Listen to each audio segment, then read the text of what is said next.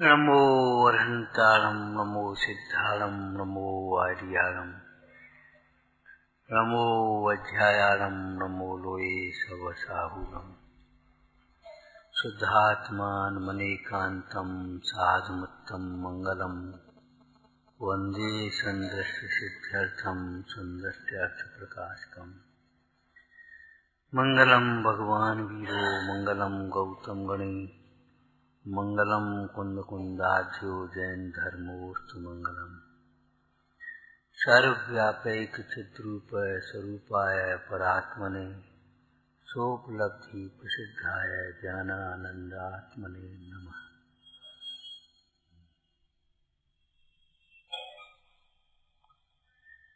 प्रवचन सार जी। प्रवचन सार अर्थात शुद्ध आत्मा। प्रवचन सार अर्थात शुद्ध आत्मा द्वादशांग का सार क्या है? पंडित टोटरमल जी ने उपाध्याय का स्वरूप बताते हुए क्या लिखा? जो द्वादशांग के सारभूत मुख्य रूप से अपने आत्मा में लीन है। पढ़ना पढ़ाना ये मुख्य कार्य नहीं है। दीक्षा देना प्रायश्चित देना ये आचार्य का मुख्य कार्य नहीं है। मुख्य कार्य है स्वरूपाचरण।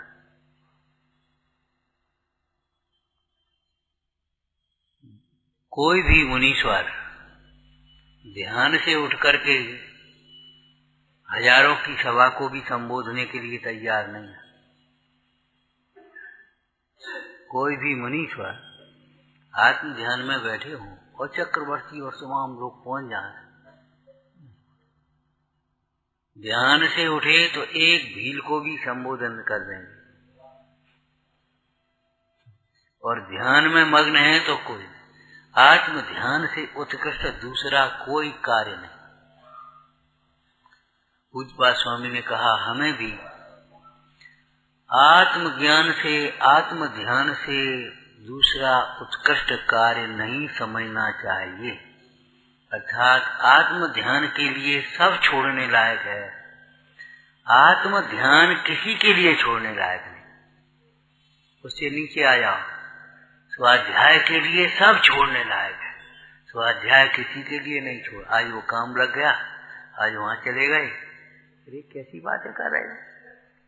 स्वाध्याय से बड़ा काम कौन सा हुआ? विचार करो। न खलु समय सारा दुत्तरम किंचित अस्ति। शुद्ध आत्मा से उत्कृष्ट कोई देव दूसरा हो तो माने, कहें, जब है ही नहीं तो क्या माने और क्या कहें। शुद्ध आत्मा से उत्कृष्ट देव दूसरा कोई हो तो कहें और माने, जब है ही नहीं विश्व में तो क्या कहें और क्या माने।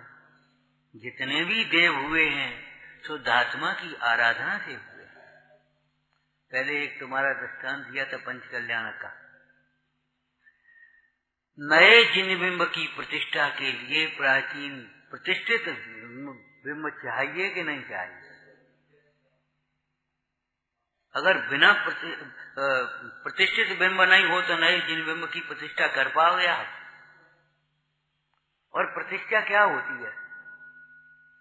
ठीक है, क्रियाएं हैं, अनुष्ठान है, वो सब अलग बात है, लेकिन होती क्या है? स्थापना निक्षेप है आगम में, आरोपण किया जाता है। उस नवीन प्रतिमाओं की गर्व कल्याण करेंगे। कैसे करेंगे बताओ? उन 24 तीर्थंकरों के गर्व कल्याणकों की पूजा करेंगे और उसमें गर्व कल्याण का आरोपण करेंगे। आज भगवान गर्भ में आ गए। जन्म कल्याण के दिन क्या करेंगे? 24 तीर्थंकरों के जन्म कल्याण की पूजा करेंगे और इस नए जन्म में जन्म कल्याण का आरोपण करेंगे। आज भगवान का जन्म हुआ। तब कल्याणक में क्या करेंगे? 24 तीर्थंकरों के तब कल्याण की पूजा करेंगे और नए जन्म में आरोपण करेंगे। ये केस लोच हो गया, ये बात उतार लिए, ये वस्त्र पहन लिए, यही तो है। आरोपण ही तो है नहीं, कहाँ केस है और कहाँ लोच है। ध्यान रखना, हल्का शब्द मत बोलना, ये सब नाटक है। हल्का शब्द मत बोल रहे ना, नाटक है।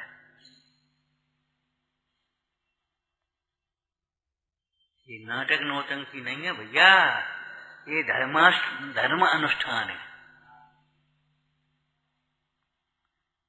कल कहा था ना वर्तमान योग में, ये कथाएं नहीं है, कथाओं के माध्यम से जिनोपदेश है। कथाएं मात्र नहीं सुनानी है, कथाओं के माध्यम से जिनोपदेश देना है। कथा के माध्यम से ये सिद्ध करेंगे, देखो पुण्य का क्या फल होता है, पाप का क्या फल होता है। जीव देखो कहाँ से चला आ रहा है, किस किस भव में कैसे कैसे काम किए जीव ने, और क्या फल होगा। कौन जीव मोक्ष गए रत्नत्रय की आराधना करके, कौन जीव अटक गए उपयोग से। भैया अग्नि घी के साथ में भी हो तो जलाएगी। अभी आप पढ़ रहे थे गाथा, अब हम टीका में से बता दे रहे आपको। अग्नि घी के साथ में भी होगी तो जलाएगी, सावधान रहना। अग्नि का सदुपयोग कर लेना जानना, भोजन पकाने में काम आएगी, शीत गर्म का उसमें भगाने में काम आएगी, लेकिन सावधानी से, और नहीं तो आग लगा करके जला देगी। गरम घी से भी तो जलते ही तो हैं, जबकि घी को फेंट करके पानी में और धो धो करके 10 बार 100 बार, वो इतना ठंडा उसको मलहम बना देते जले को ठीक करने के लिए, और घी से ही जले। हमारा मतलब ये है, अग्नि घी के साथ में भी होगी तो जलाएगी, राग शुद्धोपयोग के साथ में भी होगा तो दुख का कारण होगा। अकेला राग हो तो क्या करेगा, विचारना, सोचना, समझना। अकेली अग्नि क्या करेगी, भट्टी में हाथ डाल के देखो, और भट्टी में आग डालने की समान ही है राग में अपना उपयोग झोंकना। राग की पूर्ति में अपना समय लगाना, उपयोग लगाना, बुद्धि लगाना, चाहे प्रशस्त राग हो अप्रशस्त राग हो, राग तो राग है। ये प्रशस्त और अप्रशस्त भेद, बोलो, ये प्रशस्त और अप्रशस्त भेद विषय की अपेक्षा से हैं। उनका विषय प्रशस्त है, वो स्वयं में प्रशस्त नहीं है। क्योंकि विषय प्रशस्त है इसलिए वो उसको भी प्रशस्त कहने में आता है। आरोपित कथन, ये दर्शन में आरोपण भी है, व्यवहार न्याय भी है, स्थापना निक्षेप भी है। धोती धोती की है, कपड़े की है, पूजा के साथ में वो पूजा की धोती, छुना मत, पूजा की धोती, वो धोती भी शुद्ध,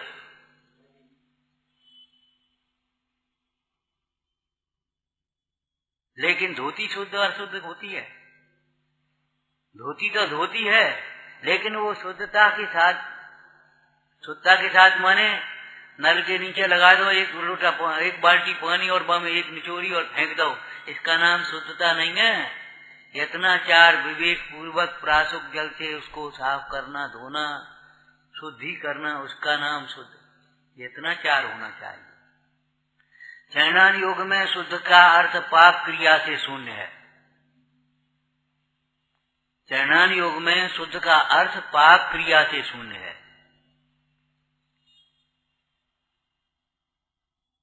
वैसे शुद्ध का अर्थ दो द्रव्यों की भिन्नता, किसी की कोई मिलावट नहीं है।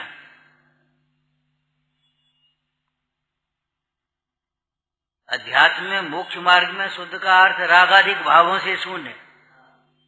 कहाँ शुद्ध का क्या अर्थ है वो समझ लेना चाहिए। शुद्ध घी, उस दुकान पर शुद्ध घी बिकता है, ले आओ और महाराज जी को दो, नहीं चलेगा। क्यों? उसमें कोई मिलावट नहीं है, बिल्कुल मिलावट नहीं है। अरे मिलावट न होने से क्या मतलब हुआ, वो एक प्रकार की शुद्धता है, लेकिन पाप क्रिया से शून्य नहीं है। उस घी के बनने में अमर्यादित दूध का प्रयोग हुआ है, अमर्यादा से तपाया गया है, अमर्यादा से भिगोया गया। अब कोई मर्यादा ही नहीं, चाहे जैसा पानी डाल दिया, चाहे कुछ कर दिया, भिगो निकाल के अलग कर दिया। शुद्ध घी कैसे हो गया भैया?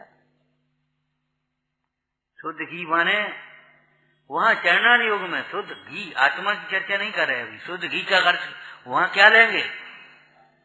प्राशुक्ता से दूध निकाला गया हो, मर्यादा के अंतर गर्म किया गया हो, मर्यादा में जमाया गया हो, प्राशुक जामन से जमाया हो, और मर्यादा के भीतर तपाया हो, बिलोया तपाया गया हो, तब वो शुद्ध घी शुद्ध बर्तन में रखा हो।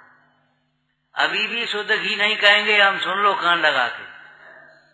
शुद्ध भाव सहित हो।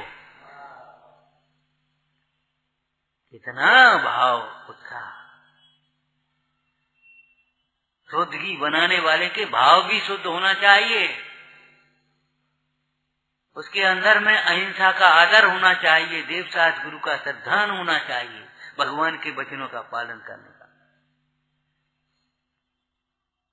ध्यान रखना, देवशास्त्र गुरु की श्रद्धा के बिना केवल मध्यमास मधु पंचोदम्बर का त्याग मूल गुण नहीं है। बहुत से लोग नहीं खाते पीते। देवशास्त्र गुरु के श्रद्धान पूर्वक उनके वचनों का पालन करके, माने उन्होंने, भगवान ने कहा है, शास्त्र में लिखा है, गुरु ने कहा है, इनमें अनंत जीव होते हैं, 10 जीव होते हैं, इनका घात होता है, इसलिए नहीं खाना, जीव रक्षा के प्रयोजन है। स्वास्थ्य की दृष्टि से दिन में भोजन करो, फिल्टर करके पानी छान करके पी लो, इतनी मोटी का एक एक बूंद टपकता है। तुम्हारा छन्ना अगर किसी को दे देना, अन्न खा जाते लोग। भैया इतना मोटा छन्ना, वो छानत रहे 1 घंटा रहो, ये हालत है। अब ऐसे जीवों के हाथ का छना हुआ पानी शुद्ध पानी थोड़ा ही है, ऐसे जीवों के हाथ का बनाया हुआ भोजन शुद्ध भोजन थोड़ा ही है। जिनके अंदर में दया नहीं, यत्नाचार, विवेक नहीं, भगवंतों की वचनों का श्रद्धान नहीं, आदर नहीं, भक्ति नहीं, को का तेरा 1 घंटा छानता रहे, कहने का वो ठीक है, कछु नहीं होता। ये तो एक नमूना दिया। इसी प्रकार सब देख, अब को शोधत रहे, हर तो कल तो शोध के रखा था, बताओ चूल्हो झारो, ये कोई कहा है लई रहे जला भी खाएगा? नहीं, लई बर्तन खिसका लिए। इतना चार प्रवृत्ति है, उसको चरणान योग में शुद्ध नहीं कहेंगे। आचरण का जहाँ विषय है, वह पाप क्रिया से शून्य शुद्ध है, और पाप में मोह भी तो है। विषयों का अनुराग है तो पाप है कि नहीं? इनके बस पाप किए हम, बस हो घोर कीने मिथ्यात्व के वशीभूत होकर के जो करता है वो महापाप है, और कटायों की तीव्रता से जो करता है वह पाप है। विषयानुराग के वशीभूत होकर करता है वो पाप है।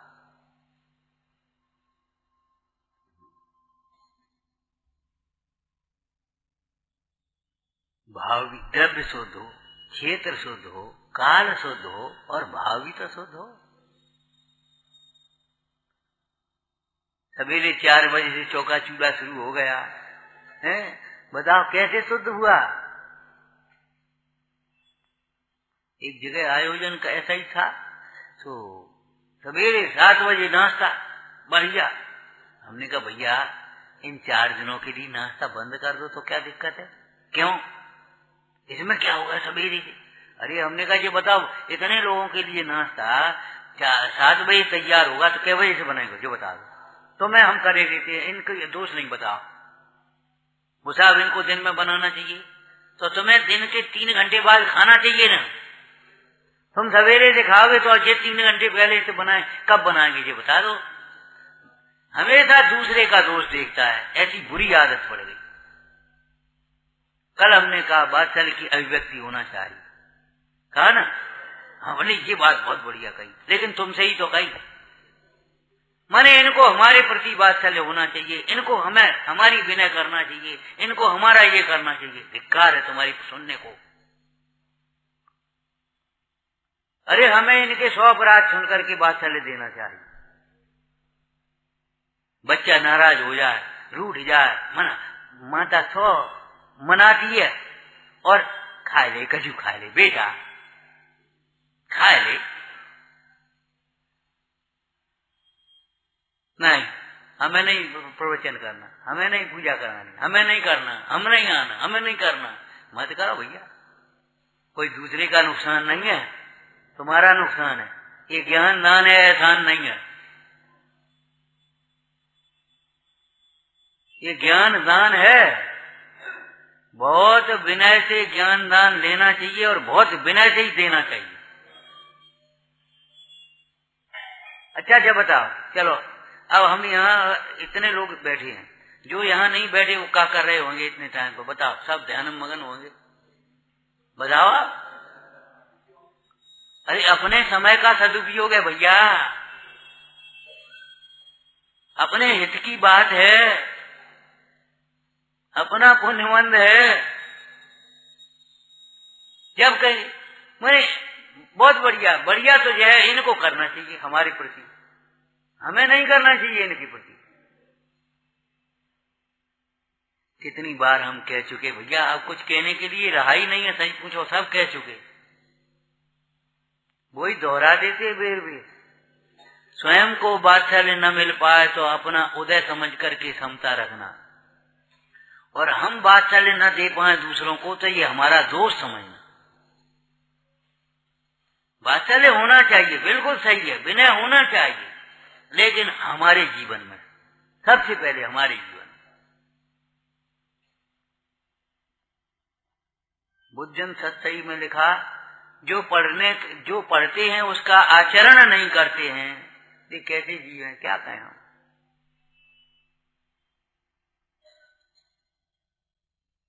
आचरण होना चाहिए। हमने तुमसे कहा, तुमने इनसे कहा, और तुम जो देखा उन्हें ऐसे ही हमारे लिए होना चाहिए। ये महापाप का बंध का कारण है। अरे ऐसी समता हमारे जीवन में होना चाहिए, ऐसी वीतरागता हमारे जीवन में होना चाहिए, ऐसा वात्सल्य हमारे जीवन में होना चाहिए। वो तो ले नहीं, हमने तो बढ़िया कहा, तुम्हें बढ़िया लग जाए तब तो।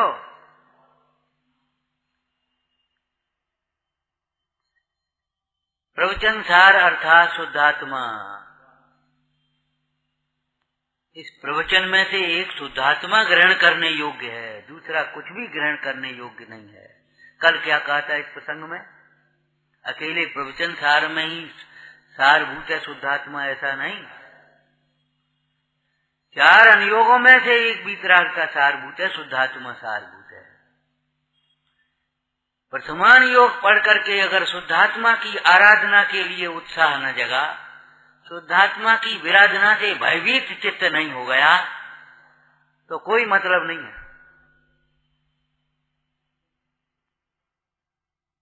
जैसे आज के लोग टीवी देखते रहते हैं, उसमें घटनाएं होती रहती हैं, वो तूफान आ गया, वो हो गया, और अपने आराम से चाय पीते रहते, बातें करते रहते, ऐसे ही सुनवानी सुनते रहते हो, मस्त, कोई मतलब नहीं हमें।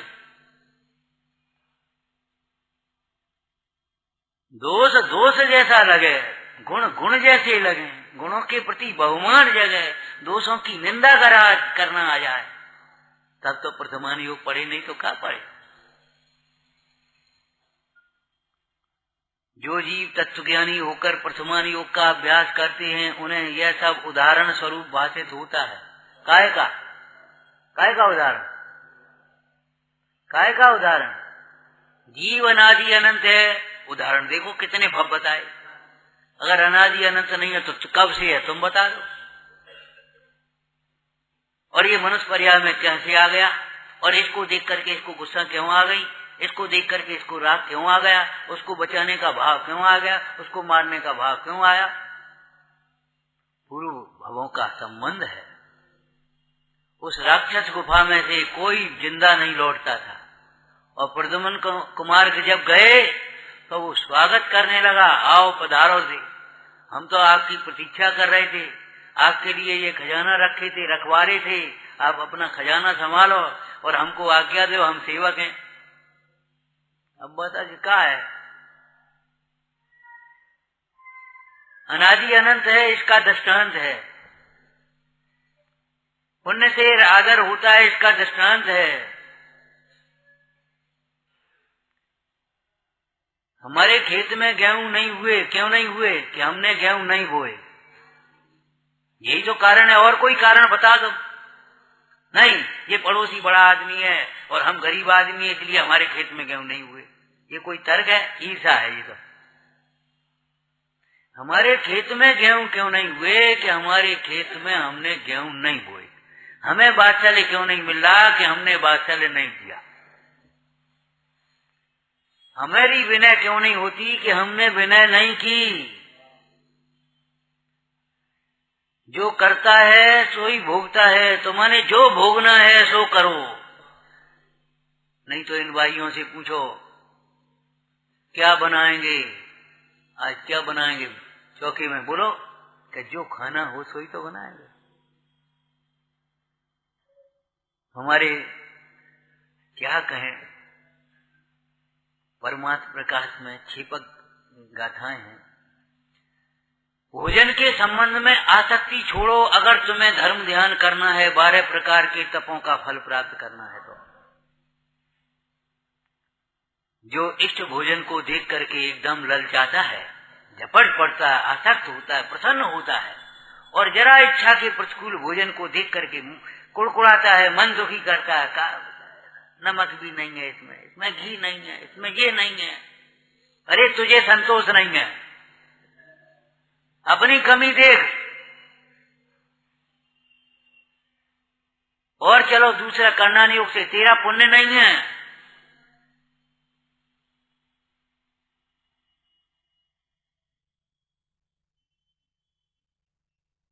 वो धन्य कुमार का जीव पूर्व भव में खीर को देख करके ललचाता था, है खीर खवा, खीर खवा। बेटा तेरा इतना पुण्य नहीं है, तो ऐसे कैसे खवाएं? क्या करें? दूसरे के यहाँ नौकरी करके पेट भर रहे हैं, कैसे हम खीर खिला दें? अब वो मन में कुड़कुड़ाता था, ये लड़के खीर खाते रहते मुझे नहीं देते, ये लड़के खीर खाते रहते मुझे नहीं देते। एक दिन जबरन फिर मांगने लगा, तो उठा करके उसने ठोंक दिया। लड़कों ने, बेचारा रोने लगा। तब तक वो आ गए, सेठ जी। क्यों बहन, ये बच्चा रो क्यों रहा है? कुछ नहीं भैया। तब तक वो लड़का बोला, अरे रोज रोज खीर मांगता है, जब हम खाते तब मांगता है, हमने आज इसको मार दिया। बेटा ये काम ठीक नहीं है तुम्हारा। वो हमसे मामा कहता है, वो तुम्हारी बुआ का लड़का है, होश है तुम्हें, तुम्हारा भाई है, तुम उसे छोड़ करके क्यों खाते हो?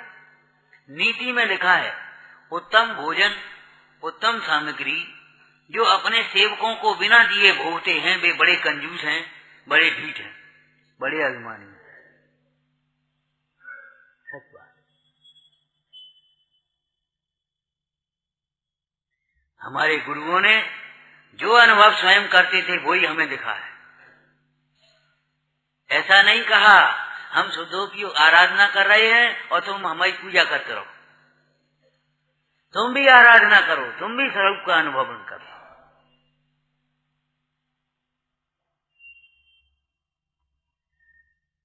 हम ये बता रहे हैं,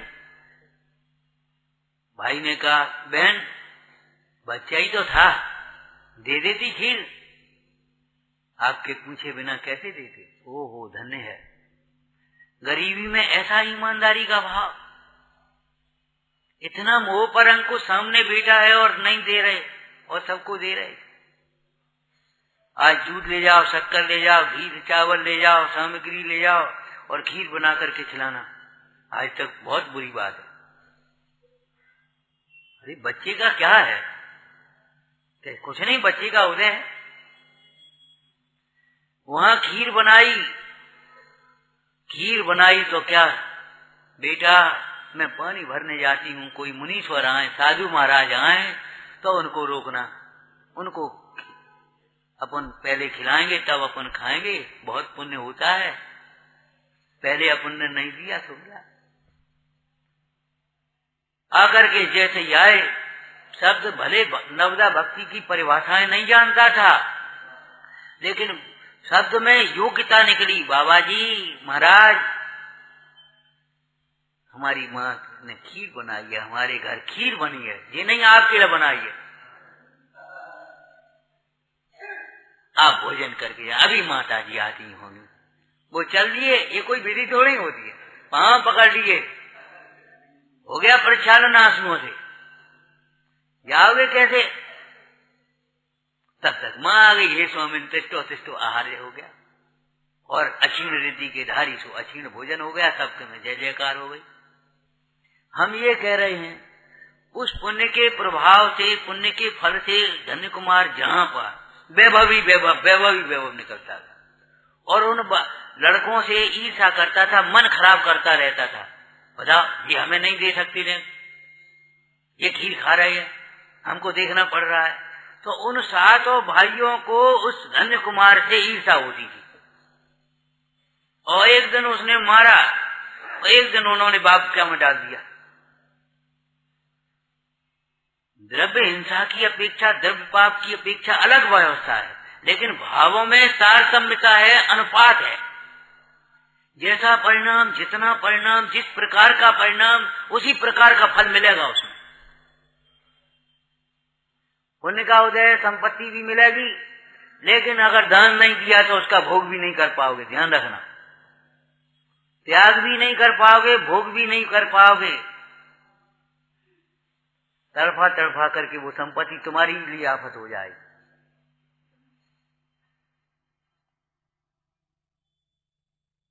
संपत्ति हमारे लिए है, इतना सोच लो व्यवहार से तो अभी बन जाए। हम संपत्ति के लिए ये मत सोचो, उसी में मत लगे रहो भाई। कितनी बार कहते भैया ये मनुष्य पर्याय बहुत दुर्लभ है, और सत्समागम बहुत दुर्लभ है, समझने लायक बुद्धि होना बहुत दुर्लभ है, समय मिलना बहुत दुर्लभ है। जितनी जरूरत है उतना कमाओ, जितना जरूरत है उतना खाओ, बाद बाकी अपना समय अपनी आराधना में, परोपकार में, सेवा में जहाँ लगाना वो लगाओ अपने, कम से कम इन भोगों में मत फंसे रहो। देखो घर में जन्मना मजबूरी है, घर में मरना कलंक है। बात बड़ी है, जो बने आवे भार भवन को डारे, और जो न बने तो घर में रह के सब सो होए।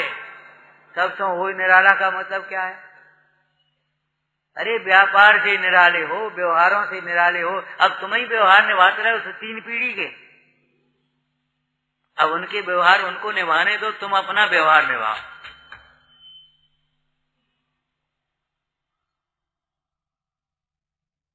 किसके लिए कितना करते रहोगे? तो प्रवचन सार का मतलब है शुद्धात्मा, चारों अनुयोग में शुद्धात्मा सार है।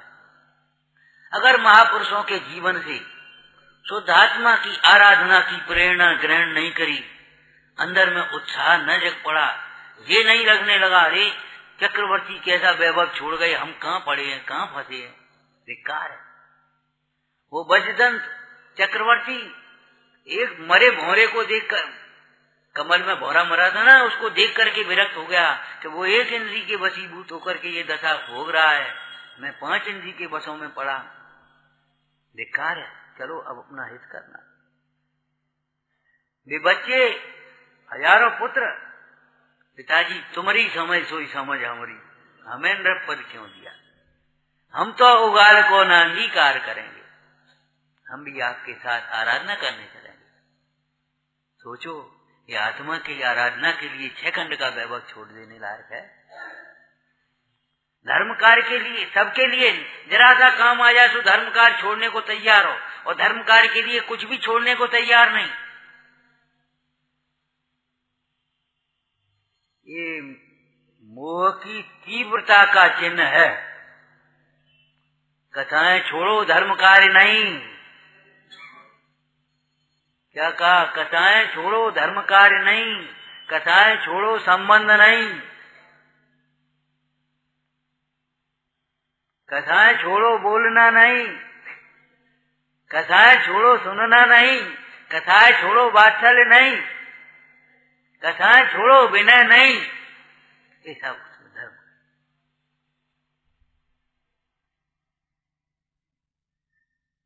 प्रवचन सार अर्थात शुद्धात्मा, और प्रवचन सार अर्थात शुद्ध रत्नत्रय। प्रवचन सार के जैसे समय सार और प्रवचन सार में अंतर नहीं है, शैली और विषय भेद है, वो अलग बात है। जो समय सार का अर्थ है वही प्रवचन सार का अर्थ है, वही नियम सार का अर्थ है। सार तो एक ही होता है सब जगह, सार अनेक थोड़ी होते हैं। कारण प्रवचन सार और कार्य प्रवचन सार। भैया प्रवचन सार अर्थात शुद्धात्मा, मैं शुद्धात्मा हूँ करते रहोगे, अनुभव तो करो। रसोई तो बहुत अच्छी है, अरे अच्छी है, ठंडी हो रही है, बिगड़ रही है, जल्दी जल्दी अपना, जल्दी जल्दी का मतलब आसक्ति से नहीं खाओ, स्वादन तो करो इसका। उस दिन कहा था आत्मा निरपेक्ष है, अरे निरपेक्ष अनुभव तो करो, अपेक्षाओं का जहर मत पीते रहो। इनको ये करना चाहिए, इनको ये करना चाहिए, इनको ऐसे बैठना चाहिए, इनको टाइम से आना चाहिए। अरे तुम्हें क्या करना चाहिए ये सोचो। इनका कर्तव्य ये जाने और हमारा कर्तव्य हम जाने। ये शिक्षा लक्ष्मण से ले लेना, पद्म पुराण में लक्ष्मण से ये शिक्षा ले लेना। जब राम का वनवास गमन होने लगा, वन के लिए गमन होने लगा, वहां तो कोहराम मच गया। लक्ष्मण को मालूम पड़ा, क्यों कि भरत को राज्य अभिषेक होगा और राम बन जाएंगे। घोषणा आ गई, ये क्या तरीका है? कल घोषणा हो गई, आज फिर बदल दिया। रोज चाहे अब चाहे जो कहने लगते हो है? और देखो जब क्रोध होता है तो शब्दों पर लगाम नहीं होती। केकई माँ थी, माँ के समान है, और केकई की गोद में खेले थे खूब, लेकिन क्या करे बताओ, एक स्त्री के कहने से पिताजी ने ये काम कर दिया। क्या शब्द बोल रहे हैं? एक स्त्री के कहने से। अरे माँ है भैया। और उस केकई का भी के कोई ये अभिप्राय नहीं था, भोलापन था, जो उसमें होश नहीं रहा उसे। पिता के मोह, वो पुत्र के मोह में पति दीक्षा ले रहे और पुत्र भी उदासीन होकर के दीक्षा लेने जा रहा। उन्होंने कहा राज्य दे दो तो रुक जाएगा, बस इतना सोचा, आगे पीछे कुछ सोचा ही नहीं इसका फल क्या होगा। जब भरत को राज्य मिलेगा तो राम को क्या मिलेगा, और राम के सामने भरत को राजा कौन मानेगा, और फिर प्रजा क्या करेगी, और फिर उसका कुछ सोच ही नहीं पाए। कसायों में ज्ञान नहीं होता, ज्ञान में कसाय नहीं होता। मोह से अनर्थ ही होते हैं, जितने अनर्थ होते हैं मोह से ही होते हैं, ये समझना, और मोह से अनर्थ ही होंगे। मोह में अन्याय होगा, न्याय नहीं होगा।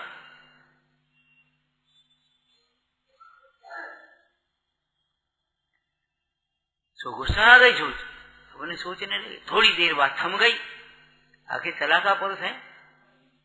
थोड़ी देर बाद गुस्सा रख गई। तो सोचने लगे, क्या सोचने लगे, अरे भाई न्याय अन्याय हमारा बड़ा भाई राम जाने, हम क्या, हम कौन, हमें क्या लेना देना। न्याय अन्याय हमारा बड़ा भाई राम जाने, हमारा काम तो उसकी सेवा करने का है। यहाँ रहता है तो यहाँ सेवा करेंगे, जंगल में जा रहा तो हम चले, जंगल में जा रहा है तो हम चले। ऐसे ही से समझ लेना, इनको क्या करना चाहिए इनकी ये जाने, हमारा काम तो आराधना करना है तो हम आराधना करेंगे।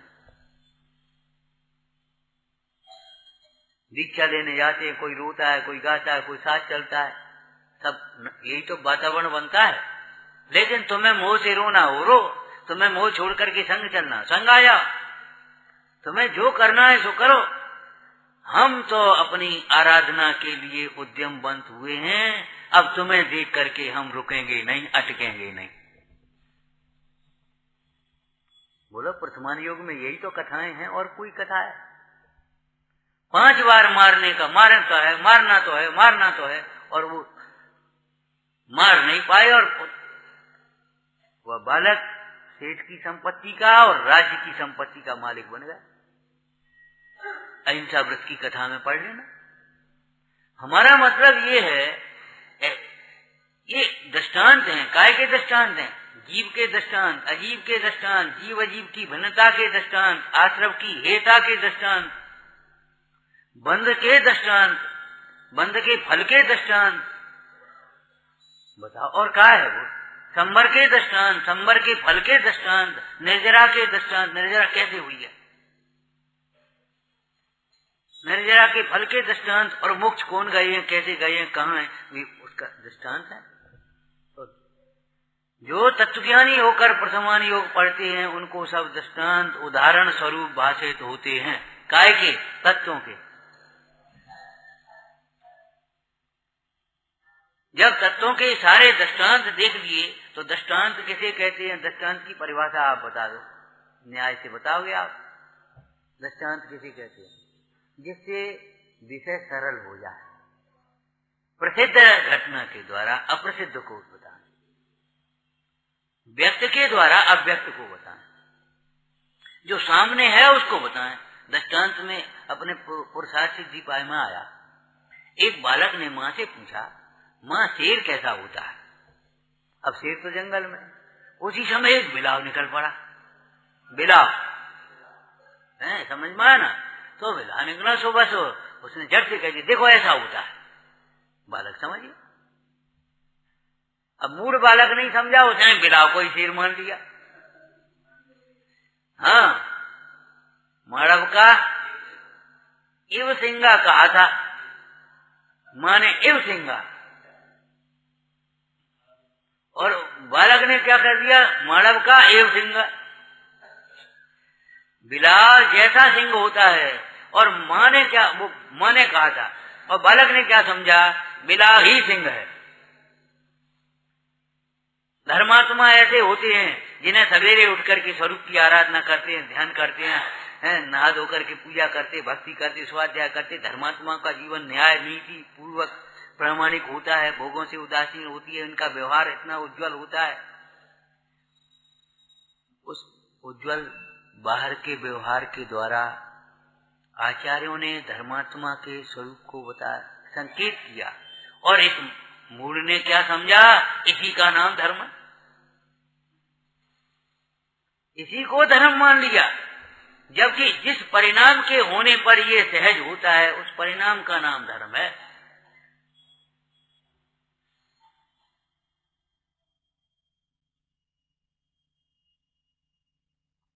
अगर तुम्हें ये लगता है ये बात बहुत अच्छी कही, तो हम कहते जीवन में ले आओ। धर्म कार्य कभी मत छोड़ो, संबंध कभी मत छोड़ो, बोलना चालना कभी मत छोड़ो, प्रेम वात्सल्य कभी मत छोड़ो, विनय भक्ति कभी मत छोड़ो, कथाएं छोड़ो। इनसे दूर करने वाली केवल हमारी कथाएं हैं, हमारा दोष है और कुछ भी नहीं। और सच कह रहे हैं, थोड़े दिन में यहाँ आ जाओगे, बैठोगे और सुनने पढ़ने लगोगे, सारी कथाएं मिट जाएंगी। पूंजी से व्यापार होता है, व्यापार से पूंजी बढ़ती है। बोलो, पूंजी से व्यापार होता है, व्यापार से पूंजी बढ़ती है। ऐसे वात्सल्य पूर्वक यहाँ आ गए, अपनी कथाओं को दबा करके, पहले दिन मन नहीं लगेगा, वैसे ही बैठे रहोगे, दूसरे दिन थोड़े से अच्छे लगोगे, तीसरे दिन आगे आ जाओगे, चौथे दिन अपने बोलने लगोगे, पांचवें दिन पूछने लगोगे, सुनने में मन लग जाएगा और भूल जाएंगे, हम तुम सब एक हो जाएंगे। हाँ अरे हम तो प्रतीक्षा कर रहे भैया, हमसे नहीं होता, वैसे भी नहीं होता, हम तो प्रतीक्षा कर रहे हैं, सच कह रहे, भीतर से कह रहे। उस दिन हमारे यहाँ एसपी साहब का प्रोग्राम था, एक शब्द बोले तुम्हारी उन्नति और समृद्धि को देखकर दो ही को प्रसन्नता होती है, या तो माता पिता या गुरु, हमारा शिष्य।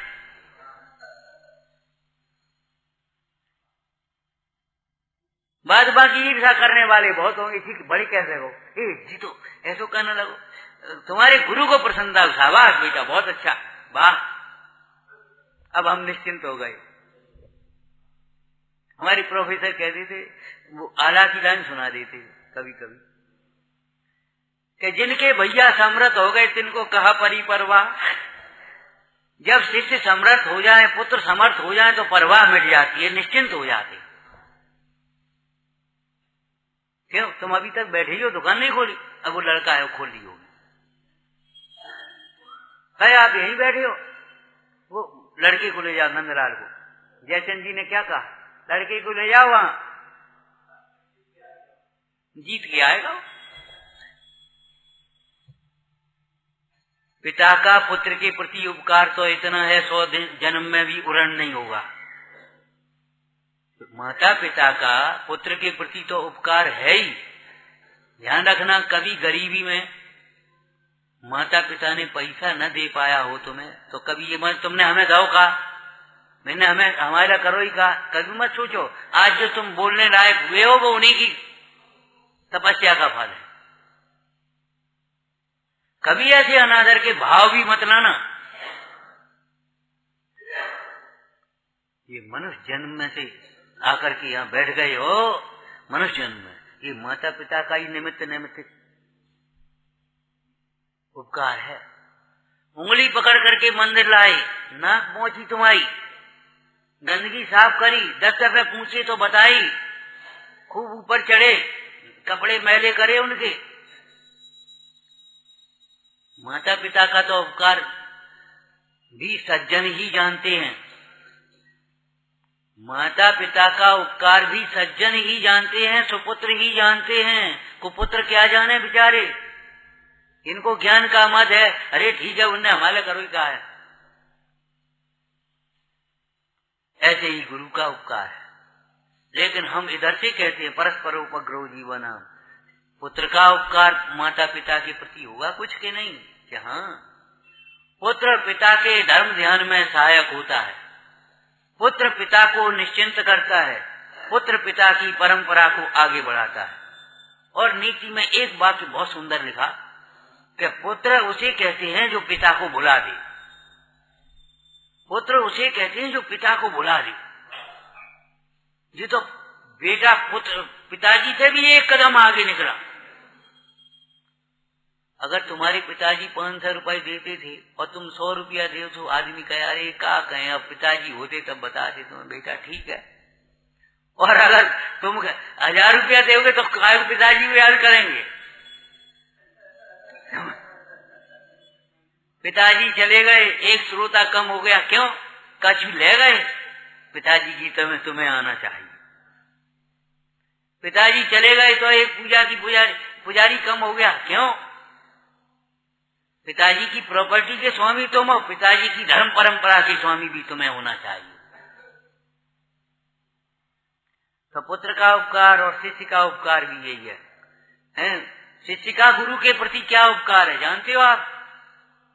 कितनी बार बताया भैया, शिष्य के योग्य शिष्य के निमित्त से सूक्ष्म तत्वों का उद्घाटन होता है। अगर पढ़े हुए वाले वैसे ही बैठे हो तो कहाँ पढ़ाओगे तुम? और पढ़ने वाले अगर अलर्ट हों और अच्छे हों, प्रतिभावान हो, तो फिर पढ़ाने में आपको कैसा लगेगा? तैयारी करके पढ़ाए कर पूछ के बताए करोगे कि नहीं? एक शिष्यों के निमित्त से ही तो ये लिखे हैं सब, एक एक ग्रंथ लिखे पूरे।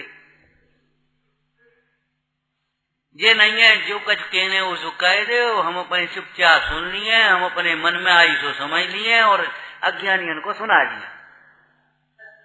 ये शिष्य का लक्षण नहीं है। स्कूल में भी पढ़ाई कहीं ऐसी होती है कि लेक्चर सुनिया और लिख लिया और समझ लिया, काफी जजानी पड़ेगी, अभिव्यक्त करना पड़ेगा, सही गलत का निर्णय करना पड़ेगा, विशेष समझना पड़ेगा कि नहीं। यहाँ कैसे हो जाएगा ये बता? धर्म मार्ग में अनादि काल की परिचित विद्याएं भी विनय के बिना, अभ्यास के बिना, सेवा के बिना, अपनी पात्रता के बिना नहीं आती हैं। तो ये तो अनादि काल का अपरिचित मार्ग है, अपरिचित तत्व है। ऐसे ही नहीं आएगा जैसे तुमने समझ लिया, बस हम सब समझ गए, हम सब समझते हैं। ये नहीं समझते, ये हैं तो इनको समझाने लगते हो। भैया तुम ही नहीं समझ रहे, तुम ही समझना है। तो शिष्य का उपकार क्या है? योग्य शिष्य के निमित्त से तत्वों, सूक्ष्म तत्वों का उद्घाटन होता है। शिष्य गुरु के धर्म ध्यान में सहायक होता है, समाधिकरण में सहायक होते हैं। गुरु शिष्य गुरु की परंपरा को आगे बढ़ाते हैं। परंपरा खाली क्रियाओं की नहीं है, दो चटाई डाल दें तो परंपरा हो गई। ये कपड़ा ओढ़ लिए तो परंपरा हो गई, ऐसी परंपरा नहीं है। दृष्टि क्या है, शैली क्या है, विषय क्या है, अभिप्राय क्या है, भाव क्या है, ये परंपरा चला। जिनामना माने कोई जिनामना ऐसी थोड़ी है कि बस पिताजी पूजा करते हम पूजा करने लगे, पिताजी स्वाध्याय में बैठे थे हम स्वाध्याय करने लगे। अरे नहीं, जिस तत्व को जिस लगन से, जिस उत्साह से, जिस उदारता से करते थे, उसी लगन उत्साह से भीतर बदलना चाहिए, ऊपर से नहीं है। बहू से कही बेटा दूध दे देना, सीसी साफ कर लेना जरा, मैंने ऊपर से धो ली नल के भीतर और भीतर से साफ नहीं करी, वो बच्चा दूध पी निकाल फेंक रहा। बात क्या है? सीसी धोई थी कि नहीं? कि हाँ हमने तो नल के नीचे धोई थी खूब, एक बाल्टी पानी से। अब बताओ क्या करें? एक बाल्टी पानी से, एक गिलास पानी का काम था। अरे भीतर सीसी धोने थी कि ऊपर धोने थी? यही तो भजन लिखा है, अंतर उज्ज्वल करना रे भाई, अंतर उज्ज्वल करना रे। अंतर के परिणामों की निर्मलता के बिना तुम्हारे धार्मिक अनुष्ठान भी तुम्हें शांतता भी नहीं देंगे और तुम्हें मोक्ष मार्ग में भी नहीं लगाने निमित्त होंगे। तो शिष्य का ये उपकार है, गुरु का तो है, शिष्य का उपकार है। अगर ये शिष्य नहीं ऐसे पूछता तो कैसे आगे लिखते बता?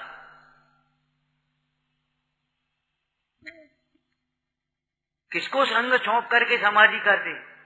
थोड़ा विकल्प रहता। राग है, अभी क्या करें, प्रत्यक्ष सही। लेकिन हम ये कह रहे हैं, अग्नि चाहे घी के साथ में भी हो तो भी जलाएगी। राग तो राग है भैया, विषय प्रशस्त होने से उसे प्रशस्त राग कहा जाता है। लेकिन उस राग को ही प्रशस्त मान लो तो तुम्हारी भूल है। राग को ही प्रशस्त मान लो सर्वथा, अनेकांत के बिना, स्यादवाद के बिना, तो तुम्हारी भूल है, बड़ी भूल है। भजनकारों ने भारी भूल लिखा है, भारी भूल भई हमारी अब कहा भई पछताए, दौलत जहो अजहू विषयन को सदगुरु बचन सुहाए, सदगुरु बचन सुनाए। हम तो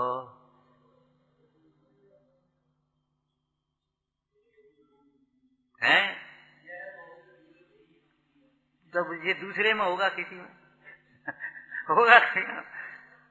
यह बहु भूल भई हमारी, भारी भूल भई अब हमारी। विचार करो, अगर तुम्हारा बालक व्यापार में वहां बैठ गया, तुम निश्चिंतता से बैठोगे, और अगर नहीं बालक बैठा तो तुम्हें आकुलता रहेगी, चलो चलने चलने चलने। तो ये पुत्र का उपकार है कि नहीं? अरे थोड़े समय, ये बताओ, मालूम है आपको, थोड़े समय तक पुत्र पिता के नाम से जाना जाता है, और आधे स्थानों में पिता के नाम से जाना जाता है, आधे स्थानों में माता के नाम से जाना जाता है। आप अपनी ननिहाल में किन के नाम से जानोगे? अमुक का बेटा है। ननिहाल में किधर जानोगे? माँ के नाम से, और यहाँ पिता के नाम से जानोगे। लेकिन थोड़े दिनों बाद पिताजी आपके नाम से जानेंगे, ये को है, ये इनके पिताजी है। क्या समझ रहे हो? छोटी बहन पिता ने गोद में उठाया, और अब आपको गोद में उठाने पड़ेगा। गोद में उठाना पड़ेगा कि नहीं? साफ करने पड़ेंगे कि नहीं?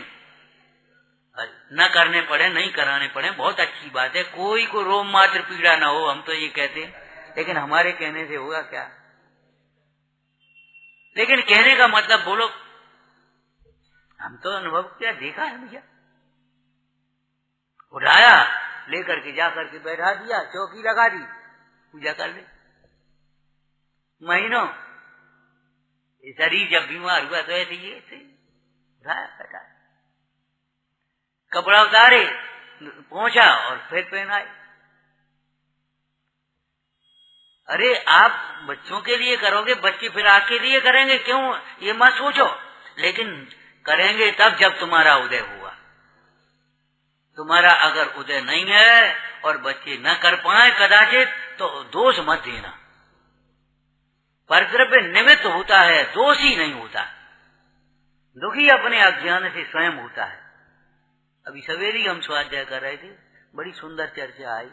यदि जीव अपने आप दुखी न हो तो इस विश्व में कोई दुखी नहीं कर पाएगा और कोई सुखी नहीं कर पाएगा। क्यों? अपने अगर दूसरा दुखी करेगा तो एक सुखी करेगा, दूसरा भी दुखी करने लगेगा, टांग खींचेंगे एक दूसरे। फिर केवल ही भगवान को भी दुखी कर देंगे, परद्रव्य अगर दुख के कारण होंगे तो। माने केवली भगवान भी सुखी नहीं होंगे, लेकिन केवली भगवान को बिल्कुल भी सुख नहीं है, अनंत दुख नहीं है, अनंत सुख है। क्यों? कि परद्रव्य दुख का कारण नहीं, ये सिद्ध होता है। सिद्ध भगवंतों का सुख, केवली भगवान का सुख, वीतरागियों का सुख, ज्ञानी जनों का सुख, इस बात को पुकार पुकार करके कह रहा, घोषणा कर रहा है कि परद्रव्य दुख का कारण नहीं है। और जो केवल परद्रव्यों को हेरा फेरी करके, हटा करके, मिला करके सुखी होना चाहते हैं, दुख दूर करना चाहते हैं, वे अनंत काल में भी सुखी नहीं होते, अनंत काल में भी उनका दुख दूर नहीं होता। तू हट जा यहाँ से, चैन तो मिले कम से कम। हट जाएगा तो चैन नहीं मिलेगा। फिर 1 घंटा बाद वो माता ढूंढेगी, कहाँ गो देखो तो, कछु खाओगे नहीं माने, अबे लो आओ नहीं, इतनी देर हो गई और लौट करके आया। क्यों, कहाँ गया था? क्या तुमने ही तो गई थी? क्या हमने कहाँ गई थी? बोलो। कसाय से नहीं हटना, कसाय को हटाना। मोह से नहीं त्याग करना, मोह का त्याग करना।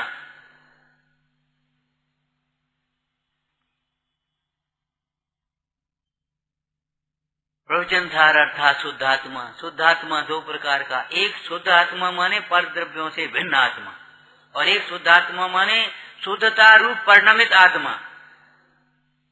सम्मर निजरा मोक्ष रूप अथवा वीतरागता रूप अथवा रत्नत्रय रूप परिणमित आत्मा वह शुद्ध आत्मा कहलाता है। क्यों भाई, कपड़े में कमी है कि नहीं? दर्जी बाहर से लाएगा कुछ, कपड़े में ही है, लेकिन कपड़े को कमीज कहा जाएगा?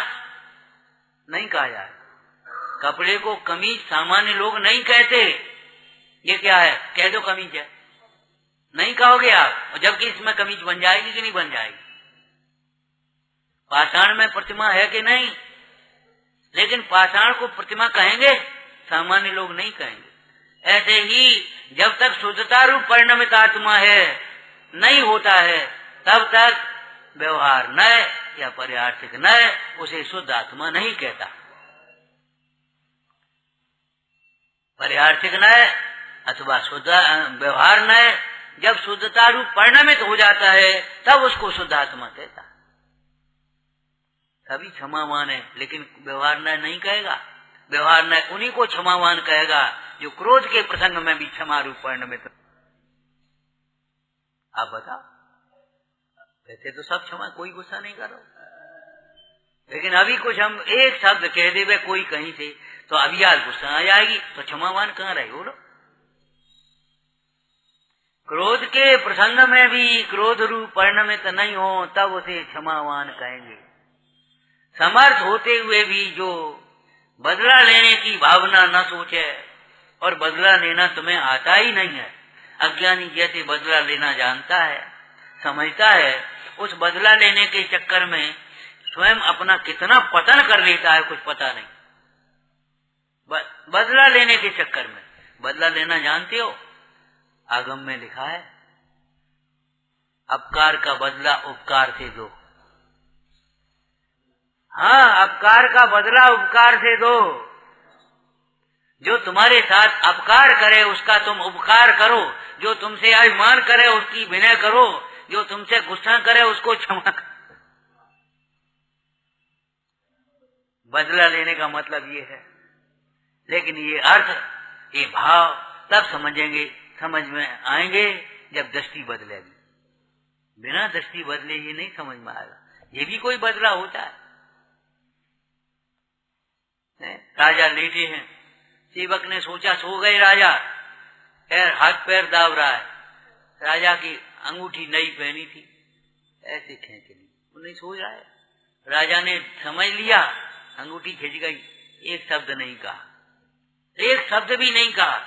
सेवक ने सोचा, राजा ने देखी नहीं, समझी नहीं, लेकिन राजा से बचोगे तो। दूसरे दिन दूसरी अंगूठी पहन ली, फिर लेटे थे, फिर अपने हाथ पैर दब रहे थे। दूसरे दिन उसने सोचा जेऊ खींच लें। राजा बोले, भैया कल की तो तुम्हें दे ही रही, अब दिखा।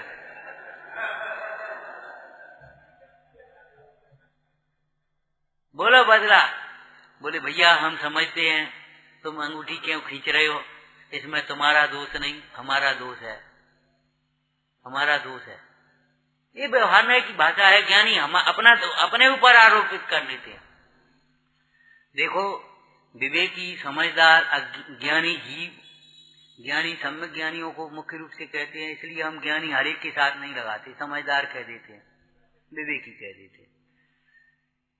दूसरे के दोष को भी अपने माथे ले लेते हैं। अपना दोष भी स्वयं अपने स्वीकार न कर पाए तो कैसे विवेकी, कैसे समझदार रहे हम। अभी हम उसका भी सुना देंगे दृष्टांत। तो विचारना, राजा ने कहा ठीक है हम समझते हैं, तुम्हें तनख्वाह कम मिलती, तुम्हारी तनख्वाह बढ़ा दे रहे।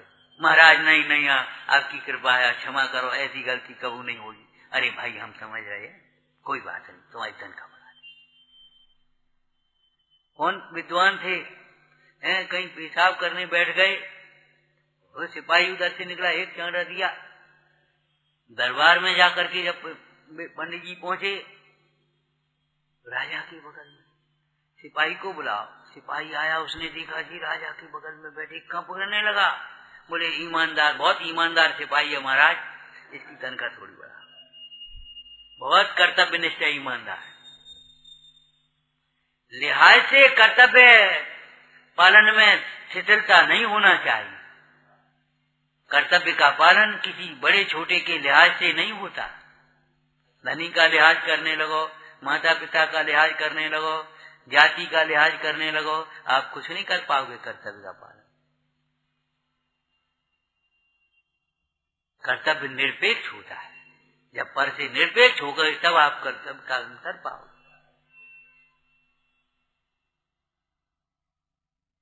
विचारने की बातें ऐसी हैं भैया कि रत्नत्रय जब प्रकट हो जाता है तब वह प्रकट शुद्धात्मा कहलाता है, जिसको समय सार जी में साक्षात शुद्धात्मा का। सिद्ध भगवान साक्षात शुद्धात्मा है। द्रव्य संग्रह जी में भी उसका दृष्टांत दिया टीका में। जैसे शुद्ध बुद्ध रूप, शुद्ध बुद्ध सिद्ध भगवान सो आत्मा है, और व्यवहार में से संसारी जीवों को भी आत्मा ही कहा जाता है।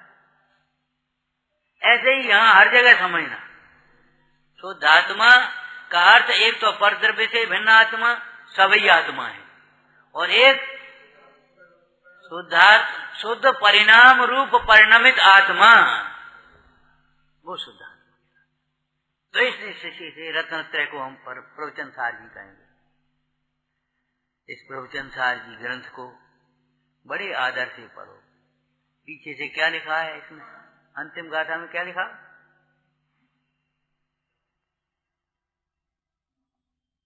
इस ग्रंथ को जो अर्थ से भाव से, क्या बढ़िया शब्द है,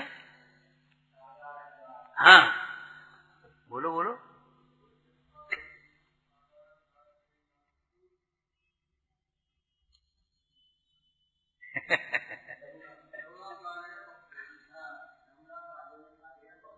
है? अरे हिंदी बोलो भाई। जो इस नहीं, लघुना कालीन तो उसका फल आ गया।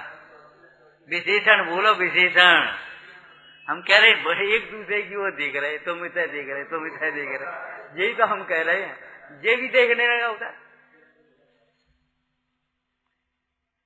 बता भैया क्या कह रहे अब हमसे?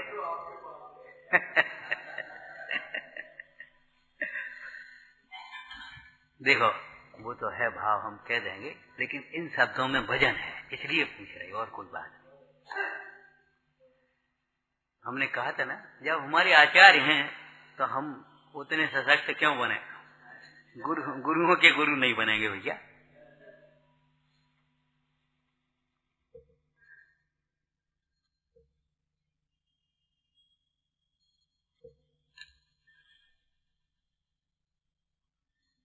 साकार अनाकार चर्या से युक्त बरतता हुआ जो इस उपदेश को जानता है, जानता है इतना नहीं, खाली जानता है इतना नहीं लिखा, साकार अनाकार चर्या से युक्त। अब साकार अनाकार में एक तो साकार अनाकार वो धर्म वाली बात अलग है, और एक साकार निर्विकल्प और सविकल्प भी आता है। तो सविकल्प में तत्व विचार आएगा और निर्विकल्प में अनुभूति आएगी। तो जो जानता है, कैसे जानता है? विचार पूर्वक जानता है और स्वानुभव से जानता है। समझ में आया ना? कैसे जानता है? विचार पूर्वक जानता है और स्वानुभव से जानता है।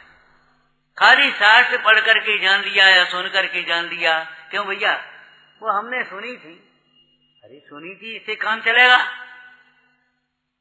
सुनी थी, उसका विचार करो और स्वानुभव से प्रमाण करो, तब कहो। तो जानता है। समय जी में भी ऐसे ही शब्द हैं, शब्द बदल गए, अर्थ से और भाव से जानता है।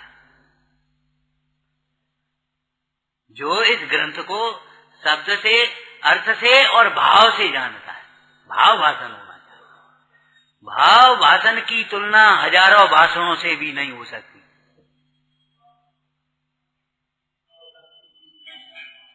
एक भाव भाषण करने वाला त्रियंच ज्ञानी हो जाता है, हजारों भाषण देने वाला ज्ञानी नहीं है।